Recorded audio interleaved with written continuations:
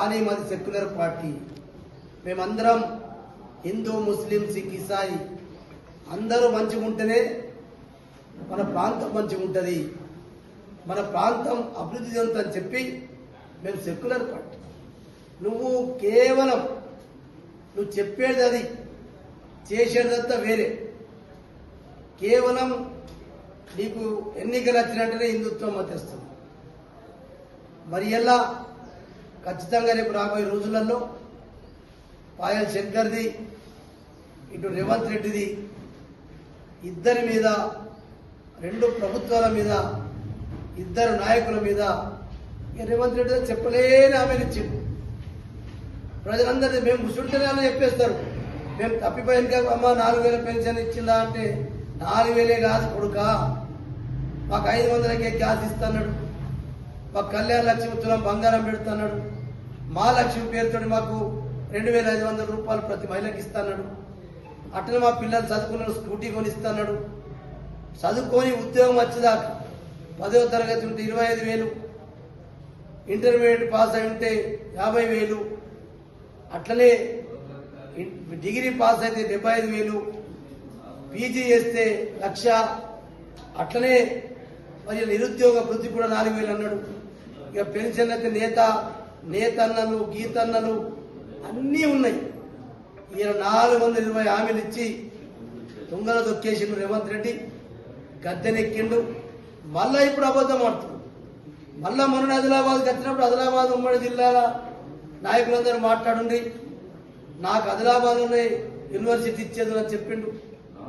నేను నా ఒపీనియన్ అయితే ఇందరవెల్లి ఉట్నూరులోనే అంటాం, మరి ఇలా ఆఖరి మొన్న బాసలు.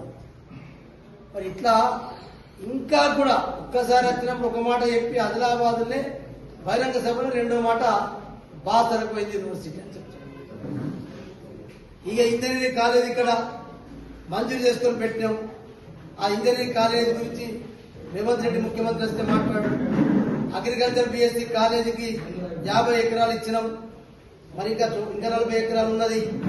ఆ భూమిని ఫెన్సింగ్ చేపిస్తే అక్కడ బిల్డింగ్లు కడతారు, ప్రాక్టికల్స్ అవుతాయంటే నువ్వు బిఎస్సి అగ్రికల్చర్ కాలేజ్ గురించి సీఎం చెప్పవు, ఇంజనీరింగ్ కాలేజ్ గురించి చెప్పవు, జేనత్తో 133/11 సబ్స్టేషన్ గురించి చెప్పవు. ఏదైతే మేము ఇప్పుడు మరి ఏం చేసినామో యువకులందరికీ గుర్తు. ఇంజనీరింగ్ కాలేజ్ తెస్తే అది నువ్వు స్టార్ట్ చేస్తలేవు. అగ్రికల్చర్ బిఎస్సి కాలేజ్ తెస్తే ఆ 100 ఎకరాల భూమి ప్రపోలిస్తే 50 ఎకరాల ప్రభుత్వానికి హ్యాండ్ ఓవర్ చేసినాం, అది కూడా తీసుకుంటలేవు. ఇవన్నీ చెప్తుంటే రేపు బహిరంగ సభలలో ఇంటింటికి మా కార్యకర్తలు వెళ్ళినప్పుడు ఇలా ఒక్కొక్క తల్లికి, ఒక్కొక్క అవ్వకు, ఒక్కొక్క అక్కకు, ఒక చెల్లెకు, ఒక అన్నకు, తమ్మునికి ఎంత బాకీ అయిందో అది వాట్ల వారీగా మా వాళ్ళు ఇంటింటి తిరిగి చెప్తారు. ఒక్కొళ్ళు కూడా ఈసారి ఓడగొడితేనే ఇంకా 2.5-3 ఏళ్ళు ఆళ్లే ఉంటారు. అప్పుడైనా వీళ్ళ బుద్ధి వస్తుంది. ఇప్పుడు బీఆర్ఎస్ పార్టీని గెలిపిస్తేనే ఆ మిగిలినటువంటి పీరియడ్లన్నా కనీసం ఒప్పుకునైనా కొన్ని చేస్తారని చెప్పి భయపట్టడానికైనా ఖచ్చితంగా ఓటేనని చెప్తుంటే మీరు ఏం చెప్పే పని లేదు మాకు.